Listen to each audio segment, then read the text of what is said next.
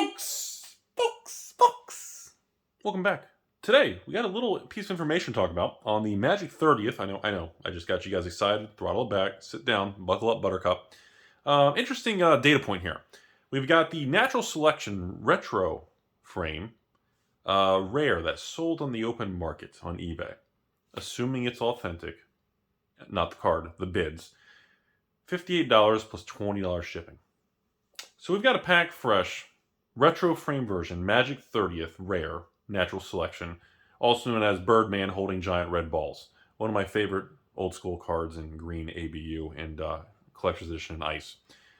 So this card sold from was $80, $78. The card itself, in black bordered collector's edition or international collector's edition, that's 25 to 30 years old, is $20 to $40 depending on condition, with buy lists of probably around $15 to $25 a card. So this is super weird. So as of right now, A, collector's edition, international collector's edition are severely underpriced, or B, this is the most overpriced bubble I've ever seen in my life, or of course C, the buyer, the bidding, and the seller with low feedback, all this stuff is just not authentic. So again, I just want to remind everybody a couple things. Be extraordinarily, just be very, very careful with this. We don't know what the market's going to assign the value of these things. And again, I'm begging you, Rudy, OnlyFans, bathwater, hairy face, legs, whatever you want, I highly encourage you to not buy this product that's launching in a week from now. What's going to happen? Wizards is going to launch it. They're going to sell out. And if they don't, they're going to end it and tell you it's sold out. I'm telling you, I believe based on no information, I'm making everything up on the spot, that is how it's going to unfold. So either way, it's going to appear to be very successful to the public. Now, internally with their data, depending on how much actually sells and how successful it was, is going to dictate what they do moving forward with overpriced reprints of the reserve list and proxies and all that kind of stuff. But it's very bizarre and very murky what the actual value is. When I see a retro frame, not a regular natural selection, a retro frame, Magic 30th, natural selection rare, sell for double the price of a collector's edition or international collector's edition 30-year-old card, to me, that makes a little hold up. I kind of step back and say, okay, what's going on here? Because all this stuff is so murky and fishy, folks. This whole thing, there's so much speculation. Tinfoil, literally there's been a run on tinfoil. I can't even buy a roll of tinfoil at my local, Walmart's OnlyFans Silk Road. They're sold out. You can't get it. There is so much tinfoil going on of people saying, dude, I've had endless messages of people saying, Rudy, Wizards employees are literally bidding these things up. Rudy, some of these listings are done by Wizards and shady stuff to show activity because everybody's watching sales and trying to value the price.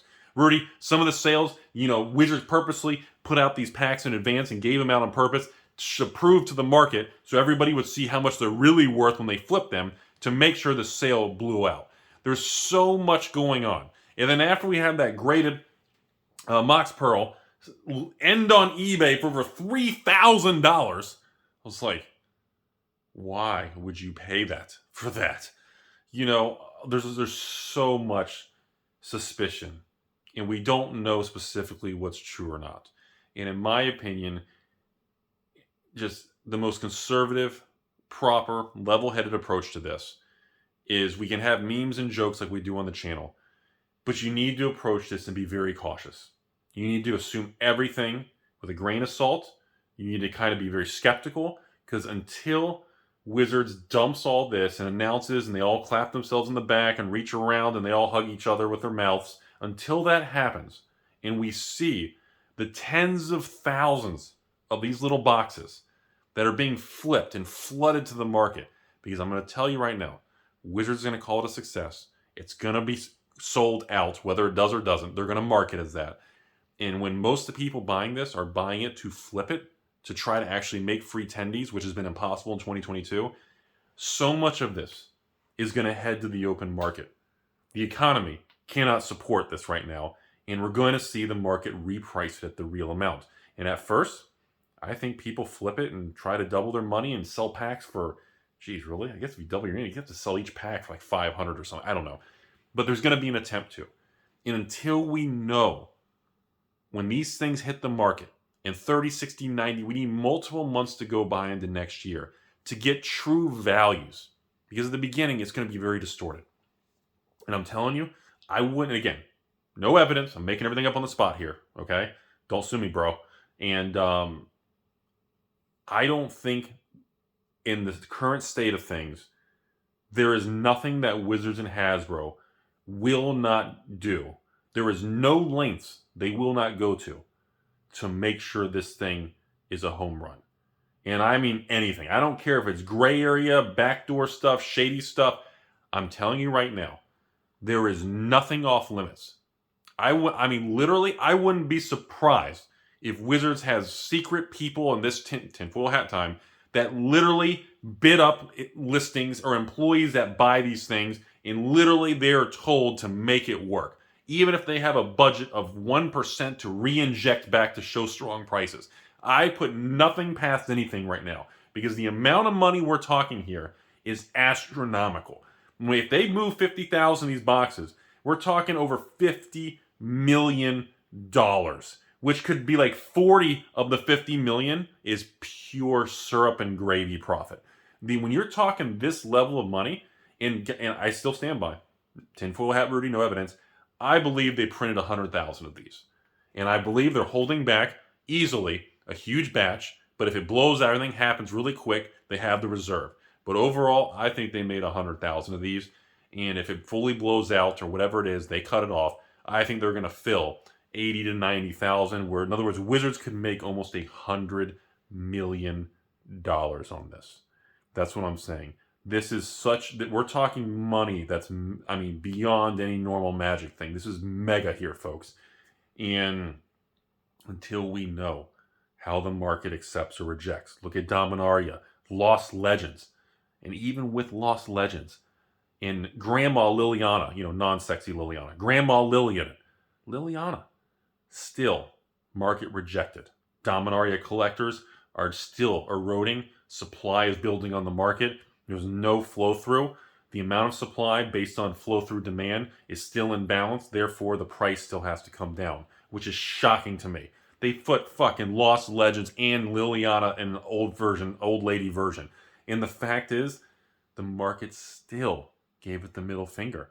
So again, no matter how confident you are, no matter how confident I am, there are going to be people who are going to buy these sealed boxes. Okay? And they have 30 days to pay their credit card. They may buy 36 packs for $10,000. And I assure you, they need to flip the product. And if it goes south and these things aren't flippable, it's double, triple your money like people are thinking, you're going to see shit get real fast.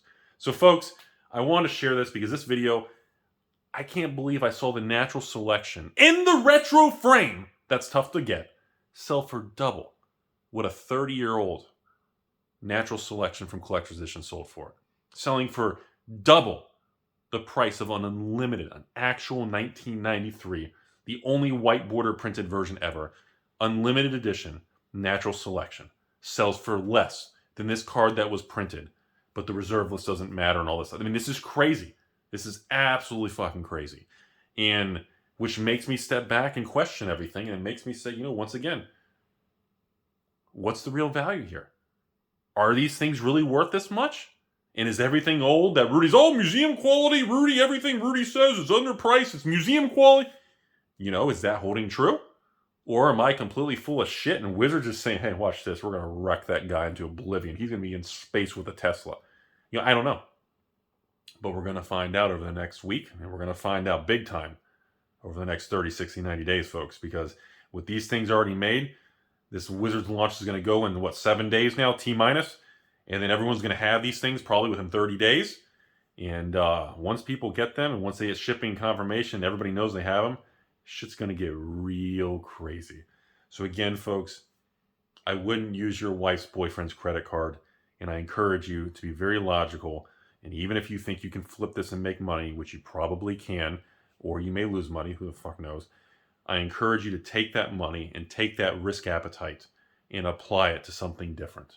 That's my piece of advice. This is a very high risk, unknown situation. And again, professional money managers will always tell you one thing.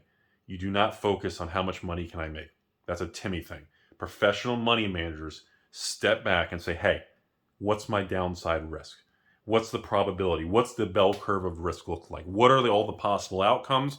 Because people always say, well, there's only two possible outcomes, Rudy. It goes up, I make money, or it goes down, I lose. That's a Timmy mindset.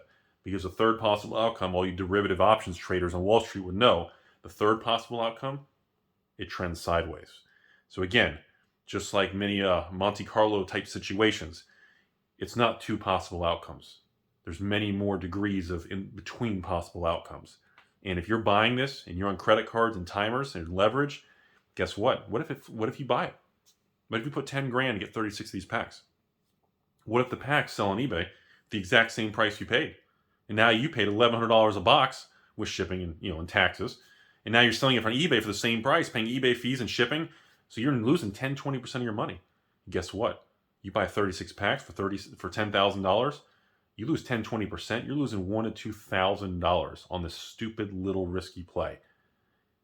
And if it goes the other way, even if it goes up 10, 20, 30, 50%, the risk reward here for professional money managers, anyone who's been in this industry a long time, I encourage you all, the risk reward is not attractive. Right now, you want real risk reward, there are so many magic products that are being fire sold. We got Amazon dumps coming up. We got so many Pokemon sealed products, white sealed products. I don't want to say MetaZoo because everybody will be like, oh my God, or Flesh, but there's so many CCGs out there. You can pick the one you love, the hate. I don't care which one, but there's so much opportunity. You want to stay in the magic realm? There were so many cheap collector boxes. There were so many booster boxes pre-2021 that have come down. I'm talking anything, the Ikoria, M21, Theros, Throne. There was so much opportunity out there that you could buy and have maybe not crazy results, but far less risk. And the difference, like I said, folks, to survive this year is not about maximizing profit. To survive this year is to navigate your ship through turbulent waters in the hurricane.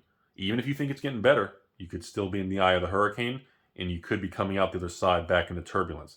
Survive it. Don't over leverage. Don't try to engage in high risk flipping. I'm warning you all. It's a very dangerous market. Hope you learned something. Have a beautiful day, folks. I don't know.